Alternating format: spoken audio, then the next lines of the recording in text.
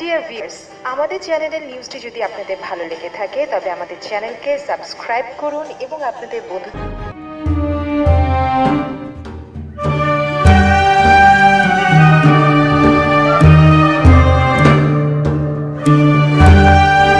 প্রিয় ভিউয়ার্স, আজ আপনাদের জন্য রয়েছে আঙ্গুরের একটি এপিসোড।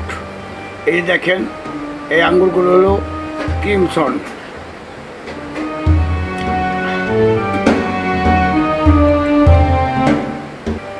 এই যে আপনারা দেখতেছেন, এগুলো হলো অনুষ্কা জাতের আঙ্গুর। এটা ইন্ডিয়ান জাত অনুষ্কা। এটা খুব মিষ্টি, আমাদের দেশে সুইটেবল এই আঙ্গুরগুলো। এটা আমাদের দেশে অ্যাভেলেবল হইতেছে ইনশাল্লাহ।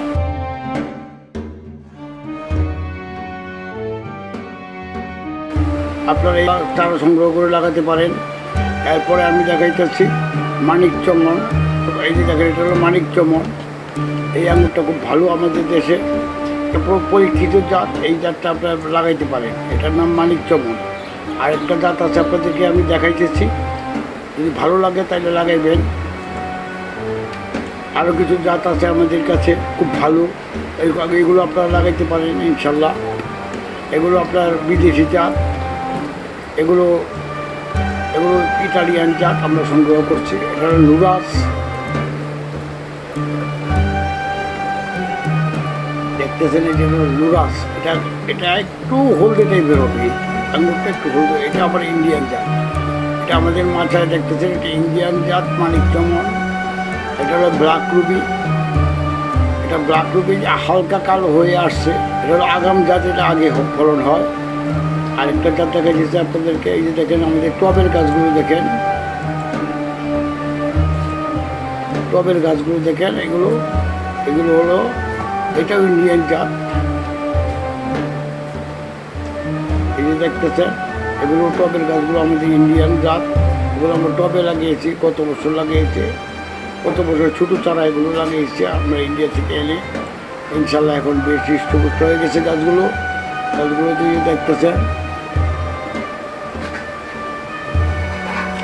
এই গাছগুলো অনুষ্কা সিডলেস। এগুলো হলো অনুষ্কা সিডলেস। এটাও খুব ভালো। এটা পিস হয় না, কদাচিৎ দুই একটা হইতে পারে মাঝে মধ্যে। যাই হোক, অনুষ্কা সিডলেস খুব মিষ্টি হয়। এটা গুল জাত। এটা খুব ভালো ফলন হয় আমাদের দেশে। দেখেন, টবে লাগাইছি, তাতেই ছোটো একটা টব, খুব বেশি বড় টব না, মাঝারি টব। হ্যাঁ, 12 ইঞ্চি টব। দেখেন এই টবই দেখেন কী পরিমাণ আঙ্গুর ধরছে। কাজে আপনারা এই গাছগুলো লাগাইতে চেষ্টা করবেন। আরও কিছু বিদেশি জাত আছে আমাদের কাছে, এগুলো দেখাবো।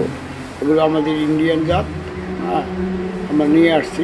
এগুলো আমি কতবার নিয়ে আসছিলাম, অনেকগুলো গাছ আনছিলাম, অনেকগুলো জাত আনছিলাম, কিন্তু সবগুলিতে ফল হয় নাই, এখনও ধরে নাই। হয়তো ধরবে বা একটা সময় নেবে ধরার জন্য।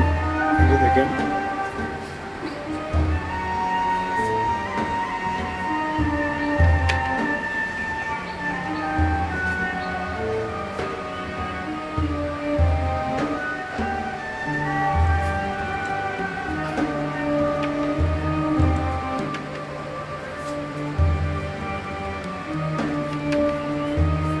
এগুলো আমাদের রাশিয়ান জাত, ইউক্রেনের জাত।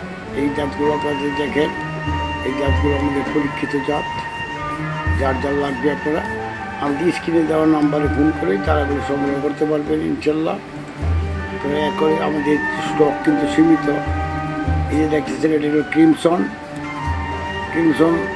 এটা বিদেশি আঙ্গুর, এটা রাশিয়ান জাত, খুব মিষ্টি হয়। আর আমাদের দেশে ক্রিমসন আরও 10 বছর আগের থেকে হইতেছে। আমার আগে যারা করতেছে ওনারা ইনশাল্লাহ সাকসেসফুল। দেখেন ক্রিমসন, এগুলো খুব মিষ্টি হবে। এর পাশাপাশি আরও ওই যে দেখেন, এই গাছটা টবে, এটা 12 ইঞ্চি টবে আছে। টবে দেখেন কী পরিমাণ ফলন হয়েছে, আপনারা চিন্তাই করতে পারবেন। আর মাটিতে হইতো, আমরা এগুলি বৃক্ষ মেলায় প্রদর্শনীর জন্য আমরা সাধারণত টবে করি, হ্যাঁ, আমাদের অ্যাডের জন্য। আর এটা গাছটা যদি মাটিতে হইতো, এই 1 বছরে গাছটা কী পরিমাণ বাড়তো চিন্তা করে। তবে তো সীমিত খাবার, সীমিত মাটি, যার জন্য মনে করেন এত গ্রোথ হয় না, গাছের গ্রো হয় না, গাছের গ্রোথ ভালো থাকে না। এটা ক্রিমসন সিডলেস। আর অন্যান্য জাতগুলি আছে, পাশাপাশি কিছু ইন্ডিয়ান জাত আছে, শরৎ সিডলেস আছে, সুলতানা আছে।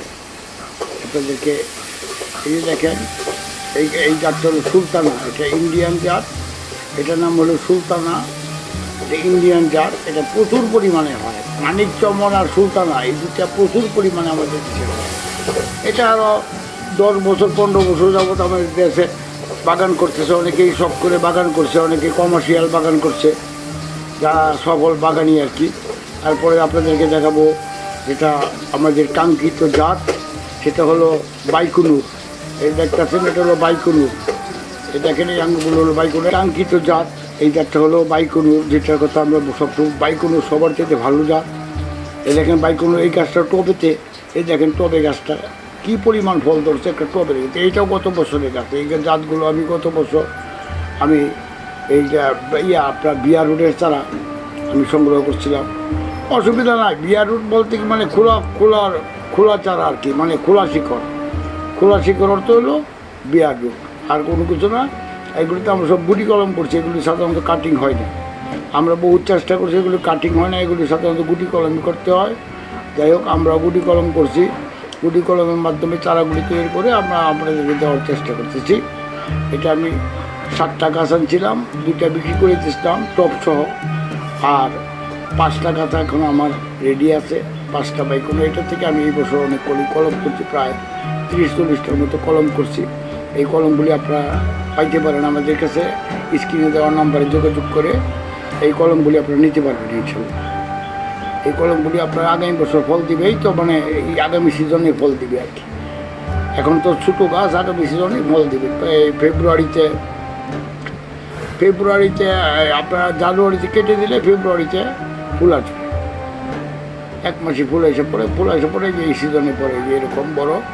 এখন হলো আপনার বৈশাখ মাস, এই বৈশাখ মাসে এরকম ফলন হবে। আরও কিছু আরেকটা জাত আছে 12 মাসি, ওটা আপনাদেরকে দেখাবো।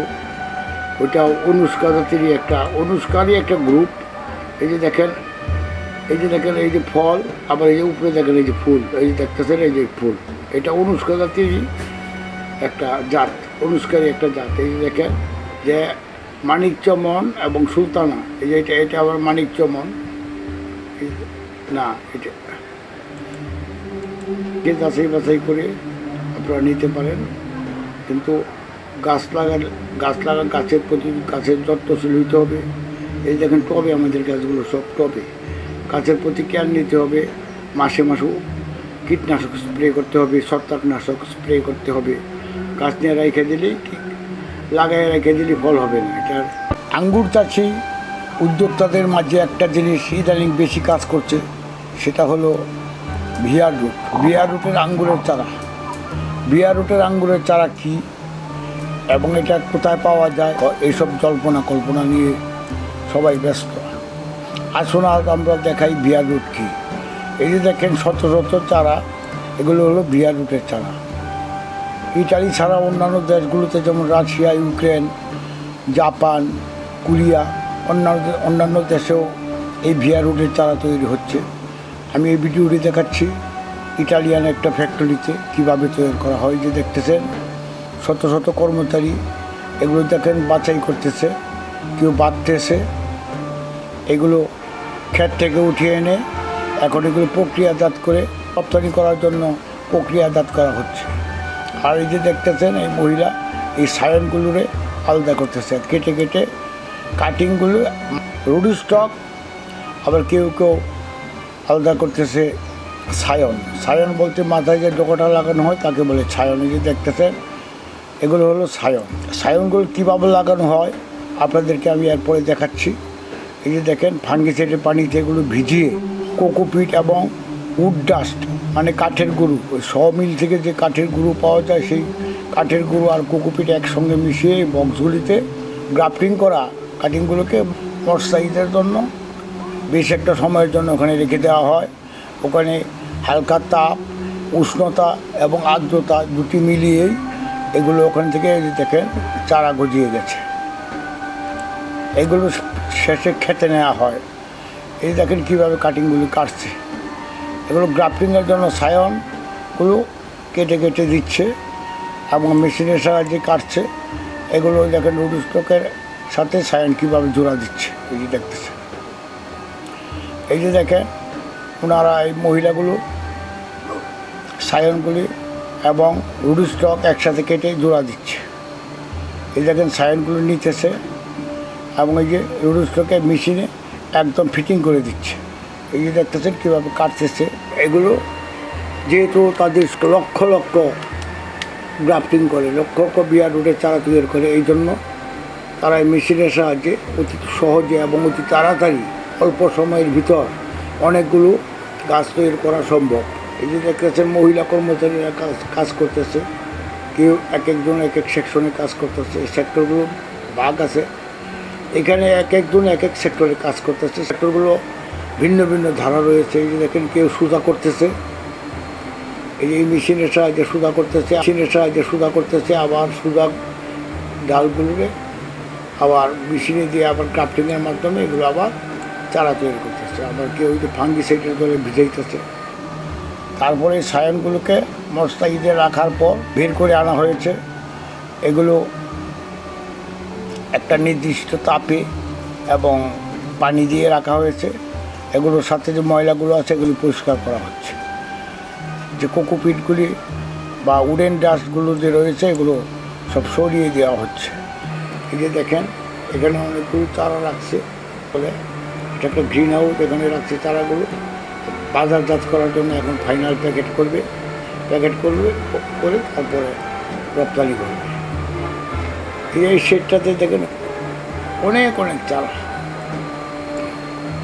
এইভাবেই তৈরি হয়। এখন আমি বিস্তারিত আপনাদেরকে বোঝাবো। ওই যে দেখেন সাইনগুলি কাটতেছে মেশিনের সাহায্যে। অনেকগুলো মানুষ এক একজন সেক্টরে এক একজন কাজ করে।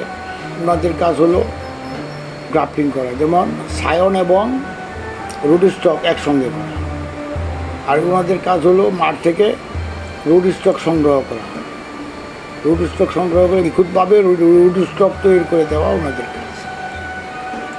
আরেক শ্রেণীর লোক আছে, আপনারা দেখেন এই যে তারা শুধু সুতা করতেছে মেশিনের সাহায্যে। এগুলোকে আঁকা বাঁকা ডালগুলোকে ছাঁটাই কাটাই করে সুতা করে তারপর নির্দিষ্ট একটা মাপে কেটে রুড স্টকের জন্য তৈরি করতেছে। তারপরে এই রুড স্টকগুলোকে মেশিনের সাহায্যে আটি বেঁধে পাঠিয়ে দেওয়া হয় গ্রাফটিং সেক্টরে। এই দেখেন সায়নগুলি কাটতেছে, ওনার কাজ হলো শুধু সায়ন কাটা। এই সায়নগুলো এবং রুড স্টকগুলো পাঠিয়ে দেওয়া হয় গ্রাফটিং সেক্টরে।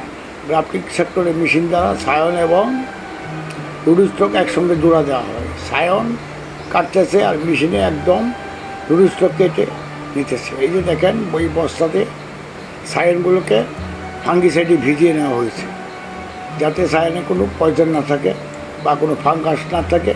ওই যে দেখেন সায়নগুলি কাটতেছে মেশিনের সাহায্যে। অনেকগুলো মানুষ এক একজন সেক্টরে এক একজন কাজ করে। ওনাদের কাজ হলো গ্রাফটিং করা, যেমন সায়ন এবং রুড স্টক একসঙ্গে করা। আর ওনাদের কাজ হলো মাঠ থেকে রুড স্টক সংগ্রহ করা। রুড স্টক সংগ্রহ করে নিখুঁতভাবে রুড স্টক তৈরি করে দেওয়া ওনাদের কাজ।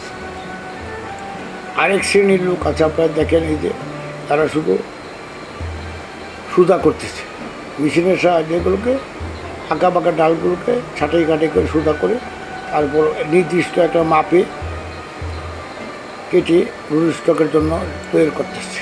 তারপরে এই রুড স্টকগুলোকে মেশিনের সাহায্যে আটি বেঁধে পাঠিয়ে দেওয়া হয় গ্রাফটিং সেক্টরে। এই দেখেন সায়নগুলি কাটতেছে, ওনার কাজ হলো শুধু সায়ন কাটা। এই সায়নগুলো এবং রুড স্টকগুলো পাঠিয়ে দেওয়া হয় গ্রাফটিং সেক্টরে। গ্রাফটিং সেক্টরে মেশিন দ্বারা সায়ন এবং রুড স্টক একসঙ্গে জোড়া দেওয়া হয়। সায়ন কাটতেছে আর মেশিনে একদম রুড স্টক কেটে নিতেছে। এই যে দেখেন ওই বস্তাতে সায়নগুলোকে ফাঙ্গিসাইডে ভিজিয়ে নেওয়া হয়েছে, যাতে সায়নে কোনো পয়জন না থাকে বা কোনো ফাঙ্গাস না থাকে। ফাঙ্গাস এই যে দেখতেছেন এই সায়নগুলো এই যে মেশিনে দিচ্ছে। প্রতিটা সেক্টরে আলাদা আলাদা কাজের জন্য লোক নিয়োজিত আছে। তারা একেবারে এই মেশিনেই সায়নগুলোকে ফিটিং করে দিচ্ছে, যাতে এই যে দেখেন শত শত লোক কাজ করতেছে এই সেক্টরে। দেখতেছেন কীভাবে লাগানো হয়েছে। এটা ইউ টাইপের কাটিংয়ের, এটা ইউ টাইপের মতো কাটে। এই যে দেখতেছেন আপনার ইউ টাইপ, এটা অটোমেটিক্যালি লেগে যায়, এটার কোনো বাড়তে হয় না। এটা এমনভাবে করা হয়েছে ডাইসের মাধ্যমে, যাতে ওটা রুট স্টকের ভিতরে সায়নটা দিলে যাতে ফিটিং হয়ে যায় নিজে নিজে। তারপরে ক্ষেত থেকে উঠিয়ে এনে যে দেখেন চারাগুলির শিকড়গুলির একটা নির্দিষ্ট মাপে পিছন দিক থেকে কেটে দেওয়া হয়। এটা আমি দেখাচ্ছি আপনাদেরকে।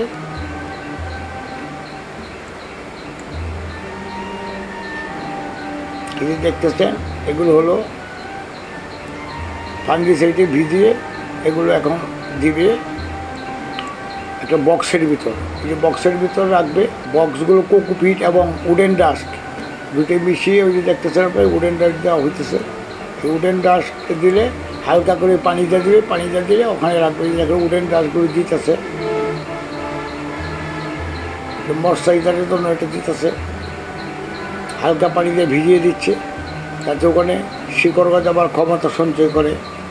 প্রতিটি ডাল, শিকড় এবং সায়নকে পুনর্জীবিত করার ক্ষমতা থাকবে। এই যে দেখেন এখন ভাঙা হচ্ছে, দেখতেছে প্রায় 15 দিন এইভাবে রাখার পর এগুলোকে ভাঙা হয়, এগুলোকে খোলা হয় এবং খোলা হলে দেখতেছেন এই যে প্রচুর পরিমাণে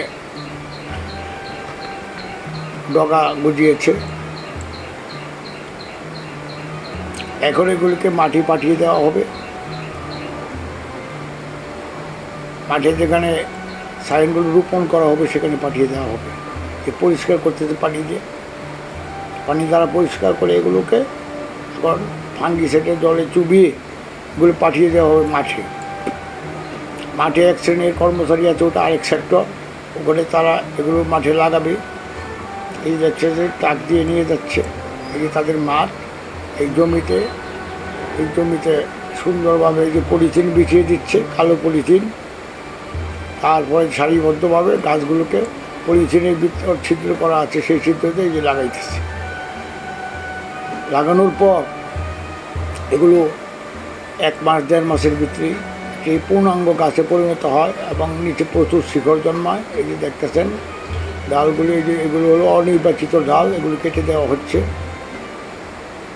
সায়ন থেকে যে ডালগুলো গজাইছে সেগুলো শুধু রাখা হবে, অন্যান্য ডালগুলো, অবাঞ্ছিত ডালগুলোকে কেটে দেওয়া হবে। এই যে দেখেন এই মেশিনের সাহায্যে ডগাগুলোকে কেটে দিচ্ছে। বেশি ডগা লম্বা হয়ে গেছে, এত লম্বার দরকার নেই, এই জন্য ডগাগুলোকে মেশিনের সাহায্যে কেটে দিয়ে এবং মেশিনের সাহায্যে স্প্রে করে কীটনাশক দেওয়া হইতেছে। এরপরে এগুলো আবার তুলার পালা। এই ট্রাক্টর দিয়ে দেখছেন অটোমেটিক মেশিনের সাহায্যে ব্যাট থেকে চারাগুলো তুলে নিয়ে যাচ্ছে আবার ফ্যাক্টরিতে। এইভাবে জমাকৃত চারাগুলো ট্রাকে ভরে নিচ্ছে। তাদের কাজ শুধু চারাগুলোকে ফ্যাক্টরিতে পাঠানো। এরপর ফ্যাক্টরিতে সুদক্ষ টেকনিশিয়ানরা এগুলোকে নির্দিষ্ট একটা মাপে ডগাগুলোকে রেখে বাকিটা কেটে দেওয়া হয়। নির্দিষ্ট একটা মাপে উপরন্ত শিকড়গুলোকে আর নির্দিষ্ট মাপে কেটে দেয়। তারপর এই ডগাগুলোকে আবারও বিজানো হয় ফাঙ্গিসাইডে। ফাঙ্গিসাইড এবং প্যারাফিন এবং ফাঙ্গিসাইডের লিকুইড দেওয়া আছে, এটা দীর্ঘকালীন থাকার জন্য, যাতে এটা কোনো ফাঙ্গাসে আক্রমণ করতে না পারে, এই জন্য এই আঠি বেঁধে দেওয়া। তারপরে এই আঠিগুলোকে মেশিনের সাহায্যে শিকড়ের অপ্রয়োজনীয় অংশ কেটে দেওয়া হয়। এই আপনাদের আটি বাজারগুলো এখন এগুলো রপ্তানিযোগ্য হয়ে গেছে। এখন রপ্তানির জন্য ওই যে প্যাকেটজাত করা হয়েছে। এখন এই যে এগুলো বাইরে রপ্তানির জন্য বক্সে ভরা হচ্ছে, অর্ডার মাফিক নির্দিষ্ট জায়গায় পৌঁছে দেওয়ার জন্য।